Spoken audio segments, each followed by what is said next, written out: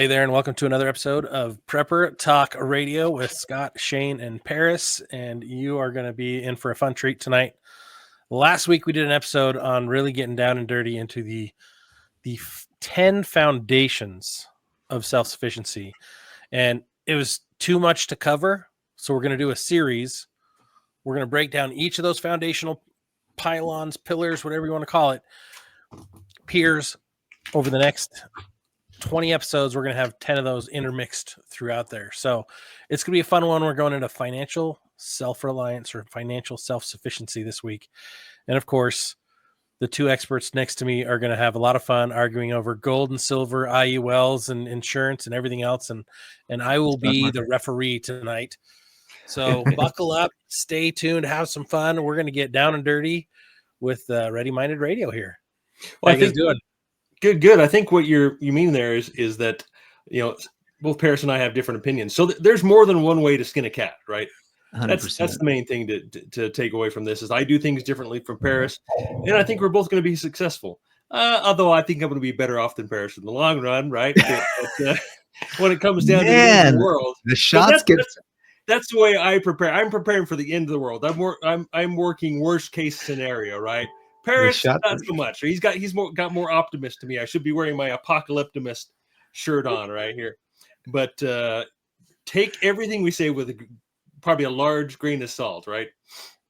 Make sure it's like the good Baja Gold. If I'm not, if you and I aren't on a one-on-one phone call, then my advice is generic. That's right. It's just for educational purposes only. There you go. Purposes only, right? So I think foundationally, though, the biggest thing for anything what you want to do, there's two things in business called a cash flow sheet, and then the second thing is called a balance sheet. A cash flow sheet in business is understanding how much money is coming in and how much money is going out. What's your income and what are your expenses? The balance sheet is a balance of your assets and your liabilities. Are you positive? If you were to take all of your assets and add them up, and take all of your liabilities and add them up and then subtract your liabilities from your assets, would you have a positive number? And I like to exclude your principal residence and the equity in your principal residence for a liquid, what I call more of a liquid balance sheet. But it's still fun to keep track of that asset. The reason why I don't keep track of it is because 90% of Americans or so, I don't know exactly the percentage, but it's close to 90% of Americans have a positive net worth when they include the equity in their home. Mm-hmm. But when you don't include the equity in their home, only 30% of Americans, roughly, give or take, have a positive net worth. And to me, that's the number I really want to move. Yeah, let me interrupt real quick on the equity, because equity only exists if you liquidate, if you sell your home, or if you get a loan against it. And we don't want the debt part, and we don't want to sell. So I totally agree with you. Let's keep the home out of the equation. Because you got to have a place to live, right? Shelter, number one. Yeah, no, for sure. Well, I keep track of it just for fun, just to kind of keep it on my spreadsheet. Just makes you feel good, man. Look how much equity I got in my house, right? Right, but I also keep track of it. I also keep track of my net worth without it. So I have with the house and without the house. And whenever I talk to my clients, I'll say, okay, my goal with my clients is to help them increase their net worth by 1% a month on average. So the reason why this kind of came to me is because if you run a business, if I were to hire you as the CFO of my family, and let's say my family was a business, and I hired you as the CFO of my family, how quickly would we go broke? or how quickly would we be wealthy? Yeah. And so you got to have some skills. You got to have some things that you learn. And I know there's so many skills to learn, so many things we have to know in life, but finances and understanding the basic concepts of economics and macro and microeconomics, just the basics, is super important, especially when it comes to, and I'll be honest with you, I think one of the big agendas, and we might get into this at another, we've had a little bit of tinfoil hat going on, but I really think that there's an agenda to keep Americans in debt, keep Americans poor, and keep Americans completely financially illiterate. Yeah. And I'd like to change those statistics. I'd like to move the needle a little bit. So helping you, once you know how much money's coming in, how much money's going out, you have a cash flow statement, and hopefully it's a positive cash flow statement. Then you know your balance sheet, you have all your assets, all your liabilities, and you have a positive balance sheet. Now you know where to start. Everything from there, you can measure every month or every quarter, you can measure your growth. If you notice your net worth going down, you might have a cash flow problem. You might have a spending problem because you're not going up. You should be going up every month if you're doing it right. If you're going down, now you're like, oh shoot, what's causing me to go down financially? So, that, yes, we do need to get out of debt. Yes, we need to invest in, whether it's gold or whether it's stock market. Yes. What are the details of the balance sheet? What are the asset details? What are the liability details? Sure, we'll get into that. But at a basic level, I have a buddy of mine right now who's buying a house. And I said, what's your cash flow statement? He's like, I don't know. What's your balance sheet statement? I don't know. I said, you're buying a house. You don't know what your cash flow is and you don't know what your balance sheet is. Like you can't even buy it. Like your mortgage guy did you wrong if he's not giving you the data, right? Well, no. I'm gonna argue that 99% of people that I've talked to when I was doing mortgages had no idea what a balance sheet is. Yeah, right. Only financial guys know what that is. Only business owners know what that is. Everyone else I talk to is like, what are you talking about? Right. And mortgage companies are never going to ask for that. They're going to ask you for all of your assets, all of your bank accounts, your investment information, everything minus, they don't really care about your IRA or your 401k unless you're short everywhere else. Then they'll say, okay, can we pull from that? Because there's allowances for that. But we're going to ask for what's your current monthly pay. I need a history of that for a year. And I also need your taxes to show your income, but I also need all of your debts. So we basically create one for you without telling you that's what it is. And that, I agree. There's a problem with that because they should be educating that. Totally. When I was doing it, I was like, hey, Paris, we're short over here. And you're like, oh, wait, let me add that back in. Because you like to cut it as close as possible to the vest. Like Paris is a poker player where he's got all his cards and he's holding them up against his chest. He's like, I'm not showing you. I got a full house, but I'm not going to show you. I'll tell you what 4 out of 5 are. Right? Scott did my loan and he closed it in record time. Scott is a champion, dude. Like, anyways, thank you. Back in the day. But yeah, it's like most people don't understand those principles unless you went to school specifically for that or trained specifically in that. It's kind of out of most people's purview. Yeah, but absolutely knowing your expenditures and keeping an honest pulse on everything coming in and out, most people won't even try to do. And that's the biggest problem. So it's the illiteracy of financial education is the biggest problem. Well, I think maybe the biggest stumbling block there is most people don't want to know the truth, right? They don't want to see, they're fooling themselves. They're maybe lying to themselves in where they really think they are, because if they were really to look at it, it probably really make them sad, and and that they're really not as well off as they are, right? Yeah, they probably look at it for their 401k statement, or they have a pension or whatever, and they see it going up, they see it going down, and that they mainly use that to judge their net worth or where they feel they are from month to month or week to week or whatever, however often they look at it.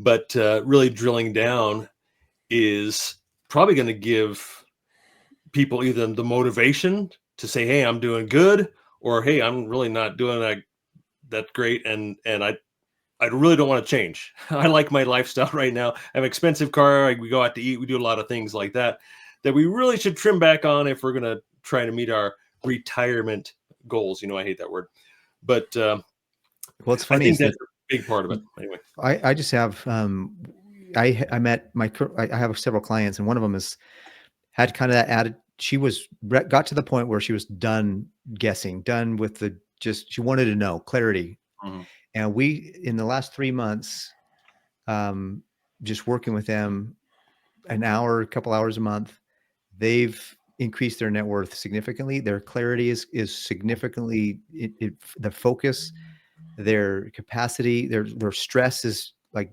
hardly there anymore. Like she was going on and on this last meeting we were on. She's like, Paris, just the fact that I have so much less stress now that I know where all my money's going, we're tracking it. And that's the thing too, is that sometimes you don't know how to track it. You don't know what you're doing. So you need a coach to kind of get you started. Yeah. And that's what I do is I'll help you get going, get started. And then you can take it from there if you're done with me. But you've got to or just watch, some YouTube videos about how to track and keep things going, because once you get in it, That's like with anything. Once you begin something, it's hard at first. Like a new job, the first month at a new job, you're overwhelmed. You're like, what did I do? Did I really pick the right job?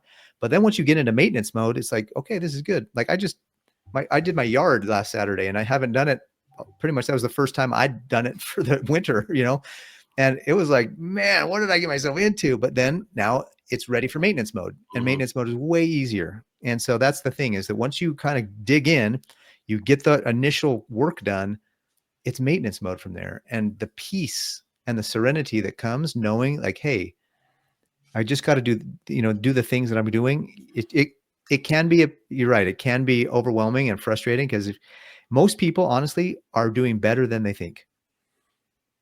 Most people are. And so when I sit down with you and I tell you, look, you're actually closer to your goal than you thought. And that brings hope. And so, but it requires us to be diligent with our management. I just listened to a video, today of a guy who was making millions of dollars. He made like $3 or $4 million a year, something like that. And he was making good money, but he wasn't managing it right. He would buy the new Porsche every year, the whole thing. And he ended up becoming homeless because the business he was working with, the economy shifted, things didn't work out. He didn't save as much as he should have, and he went broke. And I was listening to a podcast with Ed Milet, who is very popular, probably, hopefully most of you know who he is. And he said, I know more of my friends who were once millionaires are no longer millionaires because they didn't follow the principles of managing their money correctly. They went and made a ton, but they didn't manage it right. And that's, to me, making money and managing money are two sides of the same coin. You have to do both if you want to become wealthy. So, hey guys, if you guys want to see more specifically on balancing your budget, finding out your net worth, go to preppertalkradio.com/recommendations. There's a little button there that says financial preparedness. That'll take you to Paris's other website. And he's got some free resources there for you. But as far as like, when it comes to financial, like really self-sufficiency as the mindset of a prepper, I think it's way beyond a balance sheet. Yep. Like for me, it's my first and foremost insurance policy. And let me kind of back that up. Like, you get life insurance for what? Emergencies, for risk management. Yeah. To help the people after you die. It's risk management for them. It doesn't help you at all. It helps them. Unless we can get into specific products like, oh, well, then now you will. No, we're not going to go there. But like, you get car insurance to mitigate the risk of your car getting smashed and not being operable, right? Or having to make a major repair due to someone else hitting it, or you even crashing it. But I look at it this way: like when I think about my personal financial picture, as far as self-sufficiency, I look at my physical assets, whether that's cash, precious metals, money in a money market, in a savings, or some other semi-easily accessible, or AKA liquid asset. I look at my home surplus, which includes my food, my cleaning supplies, like we can get into all these other things, but like what I have on hand, because guess what? That's money in a different means or a different modality. I look at my income, right?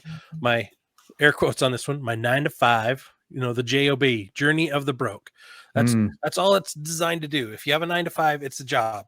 Journey of the broke, meaning they pay you just enough to keep you there and you're super replaceable. And then I look at, okay, what's my secondary, supplemental, or personal business, right? Or side hustle money.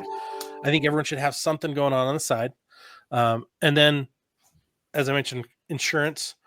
And then you can jump into the balance sheets and assets and management of debt and things like that. But I really want to look at, like, as a self-sufficient person, can I weather the bad times? And typically most of the time in my life, I've experienced bad times usually last about 6 months or 2 seasons. So to have at least enough to cover those 2 seasons.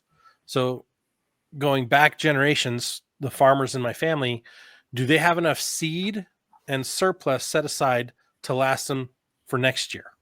That if something happens to harvest this year, can they get through the winter and through next year? And so that's a minimum of 6 months, but most likely 9 months to a year. So that's kind of my foundational point. Like, okay, you're not really self-sufficient until you're at least 6 months.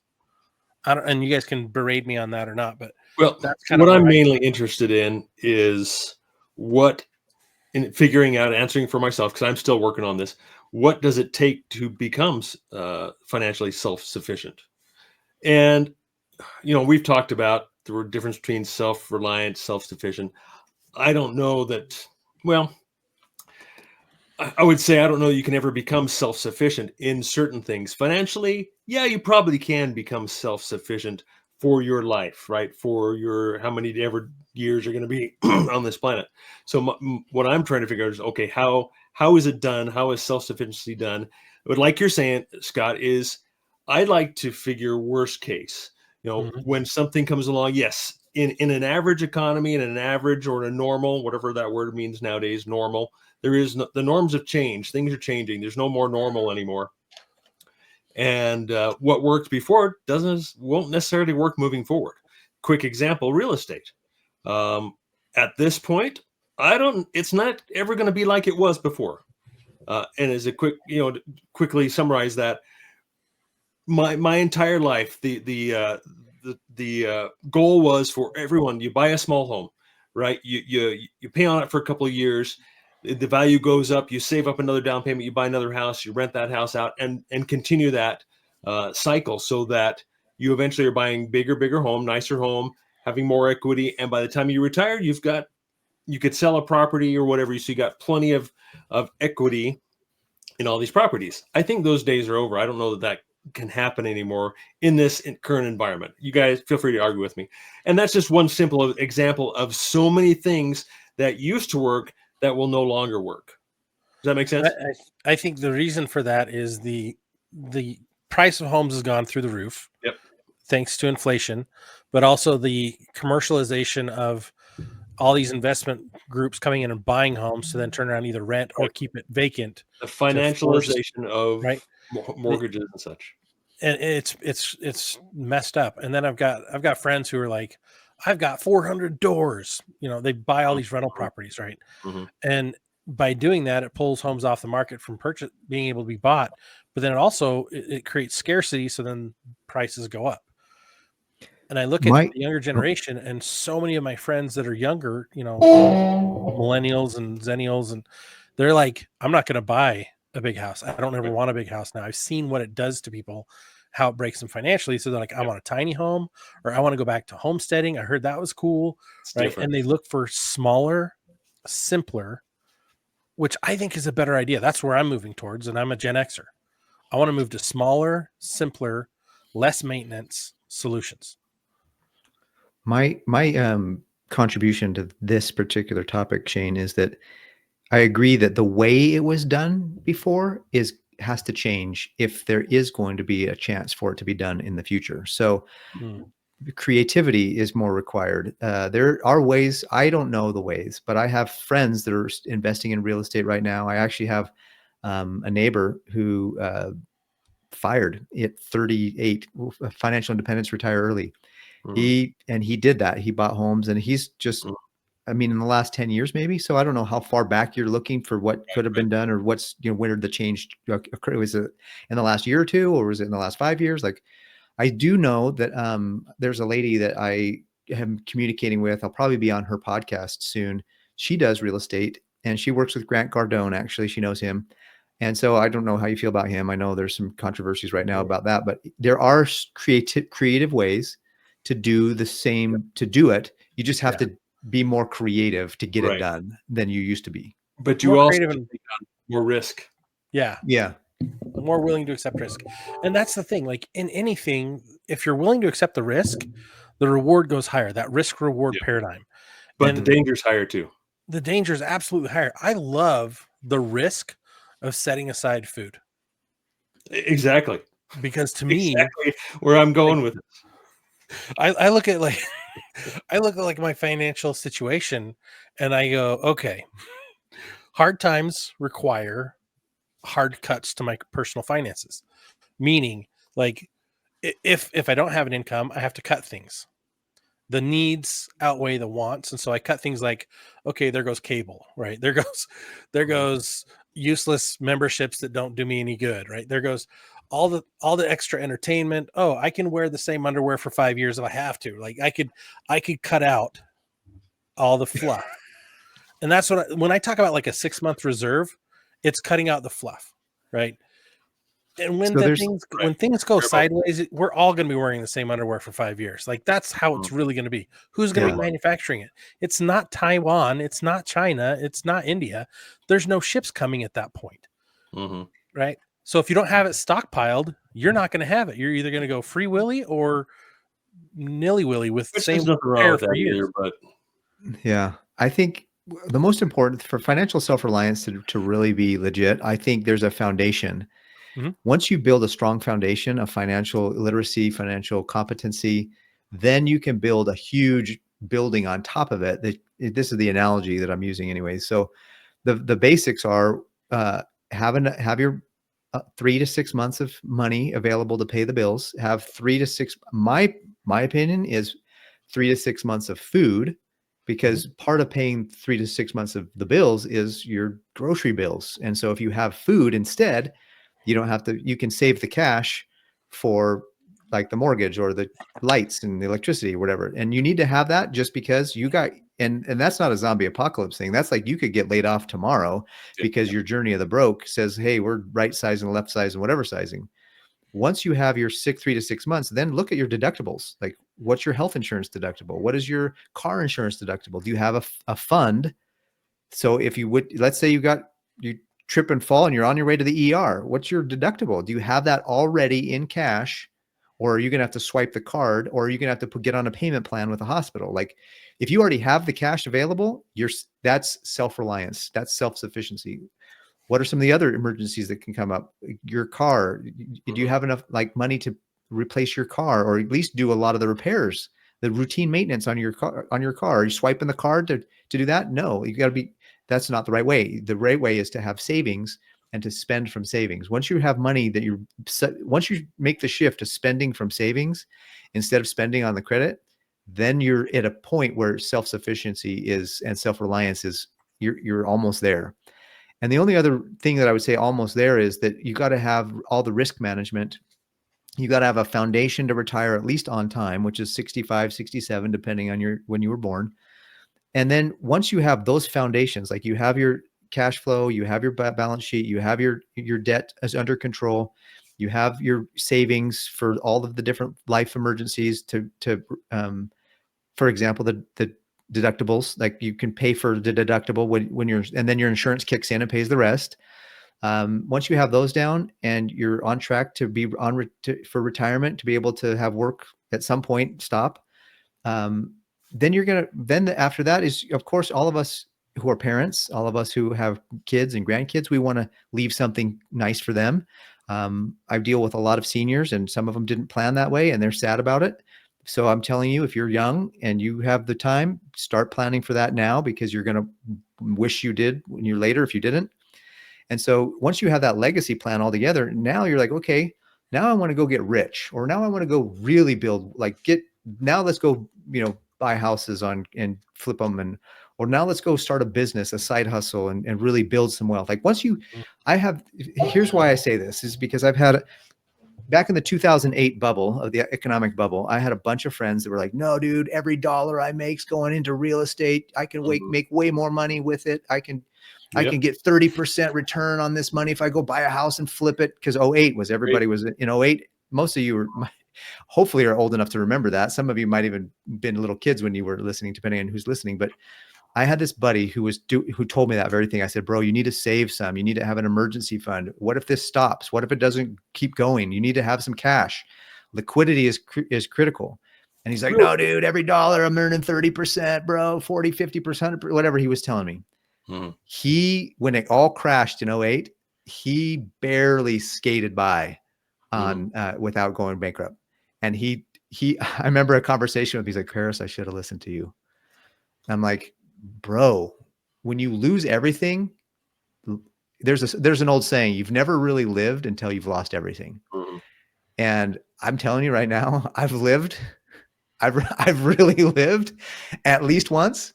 And it changed my whole lifestyle, how I move forward with my money. Like I literally have, like, there's no way that I can pay for every emergency. Like if something happens significant, I don't have 100 grand sitting in cash. I mean, what kind of do? But anyways, the point is that I don't have a lot of this stuff. So there's still funds of savings that I want to build up. And as I build those, I'm done. Okay. For example, I want my health insurance deductible. I want money just for that. Like I have the money for it, but I want I want money just for that. And so that's kind of the idea of, in my mind, is as you're building your savings accounts, have a saving account just for your car deductible, just for your health deductible, just for your Christmas fund, just for your birthday fund, just for your, like, have money that's just for that. Because then when you spend it, guilt-free, dude. It's so good. Yeah. So that's part of, and then now that I have that strong foundation, now I'm like, all right, what side hustle can I go build to get me the next thing I want, or the next? Alex Hormozy did a podcast. It's a 12-minute podcast. It's like number 870. I can't remember what it is. It's like 4 ways to build money or something. He says the wealthy, what they do is they don't use their savings. If they want something, they won't. And most of the wealthy people, they're like, I don't want to use my savings because that's for other things. I don't want to use my current income because that's keeping me going.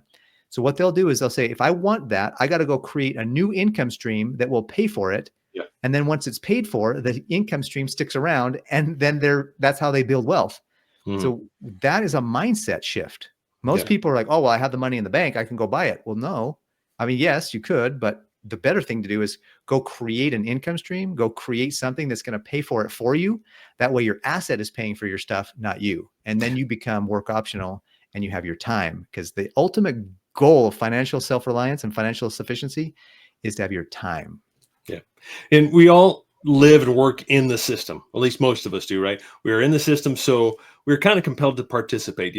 I do have a 401k. I don't participate in that.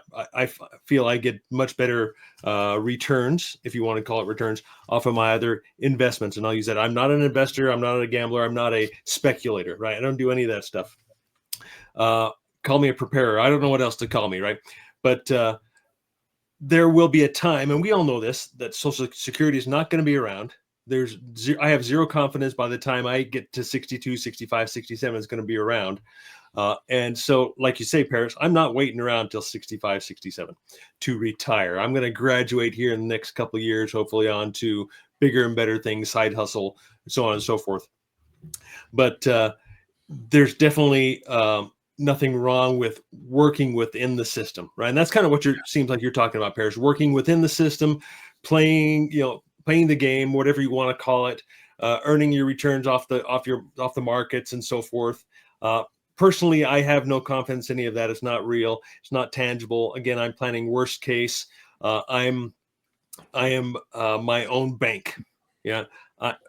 And so that's a completely different concept than actually having your trust and keeping your dollars, your currency in another bank, in a bank, right? There's other ways to go about that, but like you're saying, Paris, is there are other ways to make this work other than working within the system and having the job, right? Start that side hustle. Right, which eventually will turn into your full-time gig, which will hopefully give you a lot more freedom out of the system, out of the job, right? And we're all working on that. I mean, that's all and I think for me in particular, the increased chaos in the world, increased risk for the standard equities and assets, causes me, of course, to shy away from those even more, have less trust in it, and which makes me more resilient when there's a downturn or there's a collapse, which, I mean, that's all we hear in the markets nowadays. Yeah.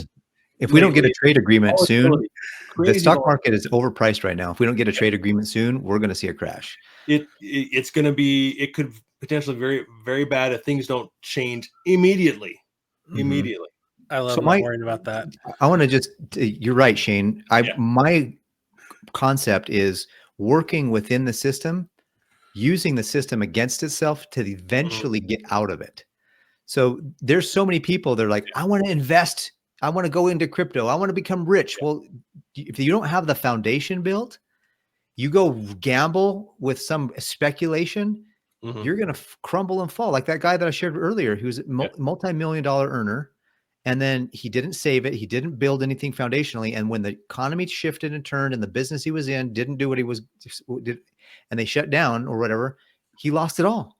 And that's because it depended on other people, right? There were counterparty risk is built into the system. Yeah. And for me, self-reliance, self-sufficiency eliminates that counterparty risk, right? For me, in my plan, the way I go about it.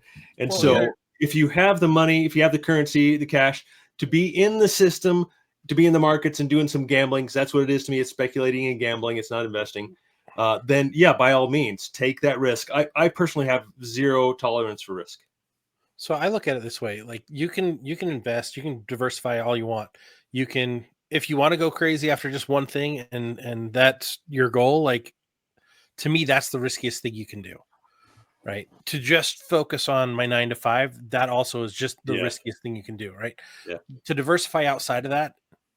And that means really utilizing your time towards valuable things, creating additional assets in your life, income producing assets. Like I found this side hustle a month ago that I'm just like, all right, I'll test it out. And I absolutely love it. And I'm like, this is awesome. And I'm going all in on that side hustle time. Right. When I say I'm going all in on that side hustle, it's not all of my time. It's my side hustle time. Whatever time that I've accrued that I can apply there, I'm going to go all in on. I still have my other responsibilities to do. I'm a homeschool dad. I have another job. I've got all these other things I've got to do. And so like, I'm not going to take away from those to grow something different or to do something different. And for some people, it's, hey, I know how to do really good woodworking. I'm going to start making something that's pretty simple for me to make and selling it. Right. That's a good side hustle to start. Skills. I'm going to it's summer. I can go to all the garage sales and buy stuff and turn around and sell it on Facebook Marketplace. Right. Those are some simple little arbitrage things you can do. My favorite is this $10 membership. If you guys want to check it out, go to preppertalkradio.com/goodlife. And we've got an explainer on there. We're all doing it and it's sweet. Yeah. But like, you've got to have something on the side because that something could eventually maybe not today, maybe not tomorrow, but could eventually unplug you from the matrix, right? Babylon, the other systems. Well, the minute you make $1 from something outside of your 9 to 5, there's just something sparks. There's some, I don't want to call it magical because I'd get a little bit nuanced on where that comes from. Yeah, but it's like magical. It's just awesome. When it's proof of concept. You're like, I made this woodworking thing. I sold it on eBay. I made money. Like you realize, wait a minute, I'm not dependent anymore, or I don't have to be that much less dependent on this. Yes. And then as you build your savings, you're like, look, I could walk away from my job because I have enough money in savings that can take me to the point where I can really build my business. Well, that takes me to a quote from The Big Lebowski. And I reference this all the time. I think it's one of the greatest quotes, John Goodman. He's like, everyone knows you get up $2.5 million, right? Yeah. Every a-hole knows, right? And then you got to go, you go buy a $250,000 house. $250,000 house with a 25-year roof. Now we're like 50-year roof, right? We want a 50-year roof. A garbage box Jap economy car, right? And I'm like, dude, just get a 4Runner. Like he drills it down. Like, here's what you get this, so then you don't have to deal with if someone's like, hey, I want you to go do this for a job, and you're like, no, I don't have to do that, right? You get that little sense of freedom, and you start building on that until you get yourself to that point. That's true self-sufficiency. Yep. Right now, most of us are working on something to get us to that point, and that includes all of your assets that you have in your home, all of your prep stuff. That all counts towards that. But go do something so that you have a side income, because that creates true levels of freedom that you're probably, if you're listening to this and you're like, I don't even have 2 pennies to rub together. Like, yeah, you do. Here's how you do it. Yeah. You go through your house, you find 30 things you don't use, and you go list them on Facebook Marketplace tonight. Yeah. Get rid of them. Or eBay or something. Or eBay, right?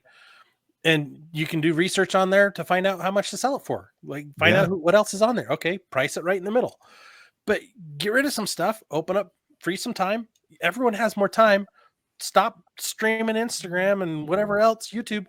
Take some time, go learn a skill, go look at our side hustle, go do something that can produce income for yourself, because that gives you true self-sufficiency. And then when you make good money, learn to manage it correctly so that you don't, because one of the big things that I've seen over and over and over and over again, because I've been in a lot of these, over the years, I've had a lot of introductions to different deals, business opportunities, if you call them. And there's some that are legit and there's some that are, okay, well, you probably ought to avoid that with all costs. But anyways, I've learned over the years what are the red flags and what to look for and what to really dial in and run the numbers on. The spidey senses tingle. So yeah, the spidey sensors, exactly. So one of the things I've seen so many people do is they'll go get a side hustle. They'll join a network marketing company, or they'll start doing, Amazon influencer, or they'll start some kind of whatever the side hustle is. They'll make $1,000 and they'll think that it's all theirs and they'll go spend it. And the end of the year, like I had a conversation with my CPA on a couple weeks ago, and he and I are good friends. So we talk about other stuff. He doesn't disclose anything, but he says, Paris, I talked to a client yesterday. And I told him that he owed $30,000 to the IRS and he has no money to his name right now. And I'm just like, bro, I only had to make that mistake once. Yeah. What's funny is I was just about to quote you because we had this conversation off air before this podcast. And I was telling you some of my financial goals and you're like, dude, you need this much more because you got to save for taxes. I'm like, dude, I already got that. Haven't you heard? Yeah. Haven't you heard Trump's going to do away with the income tax? You have 3 kids. You got no more income tax for life. Apparently, just like he promised to save us money in the first 100 days in the economy and spent 220 billion more. Like, guys, come on. Paris is right. You've got to put money aside to cover those additional costs, because when those pop up, and they pop up mean, they're angry, fierce, garbage costs that they don't care. Yep. They want to be paid, and they will put liens on your homes, liens on everything. You're an indentured servant if you don't pay it. Yeah. Now the student loans, you got to start paying them back now. And that's another thing that's going to start hitting the economy too, is lots of liens, lots of, what do they call it when they take out of your paycheck? When they garnish your wages. Yeah, that's going to start happening. And so people won't have any more money to, has as much money to spend. So one of my good buddies had a huge commission check, and he knew how much money it was going to be, and he was like, "Oh yeah, they shouldn't take that much out of taxes or whatever." And he'd kind of started to spend the money already, like it was already going out the door, and he had a little bit of a buffer, so he's not fully screaming, but they took out, because it was a huge one all at once. And when they do that, they tax it at the highest tax rate, all of it at the highest tax rate. Yeah. And he had oh my gosh, it was like 40-50% was taken in taxes. And he's like, bro, what am I going to do? I already committed to buying this thing. I'm like, well, you're going to have to figure back up. Here's the thing. Financial self-reliance. Tip number 1, don't commit your money until you actually have it in the bank already. Do not spend your future money today. Spend yesterday's money today. Don't be a fool with your, the old saying, a fool and his money are soon parted. Well, my question is, how the heck did the fool and the money get together in the first place? That's more common than you might think. Right. No. Totally. It really is. So what's the lesson today, ladies and gentlemen? It is to make sure you've allotted things to protect yourself. 3 to 6 months surplus of cash goods or things you can easily, quickly sell and liquidate, right? 6-month home surplus, 3 to 6 months of food, water, Band-Aids, cleaning elements, all those things. Establish your 9 to 5, keep that, stay in good standing, but add a side hustle, add another stream. And once you master that one, hey, go add another one. Go for it. Also, make sure you're taking care of all of your insurance needs, whatever you need to protect and minimize the threats that could attack your family. Those are the basic tenets of financial self-sufficiency. Guys, am I missing anything that we need to remind everybody of? Just earlier, you mentioned the recommendation page for I have a free ebook that you can download on that link on our Prepper Talk Radio recommendations, or you can go to parisclough.com/Prepper Talk Radio and get it as well. So I created a link for that is for you guys to use and have access to. I promise you, if you download that ebook and you do the action steps in there, you will find money that you don't believe you have. And 2, you'll be on pace to really set a foundation, start your foundation of positive cash flow. Yeah. And that's where it all begins. Well, I think my last 2 bits is, me trying to accomplish this retirement graduation thing is one of my goals is to really try to come up with an income stream that is passive, that that I can truly retire on, and that the income will still flow regardless if I'm working or not. So that's my ultimate goal on that. And that stool of the leg of the stool that's going to support my final days in my old age. Morbid. Before I die, well, I want to have You never know. You never know, right? Well, guys and gals, thanks for tuning in tonight and not tuning out. Keep that head on a swivel and keep those finances in check, or they will check you right off that field. You guys have an awesome day, and we'll catch you on the next episode. See you next week. See ya.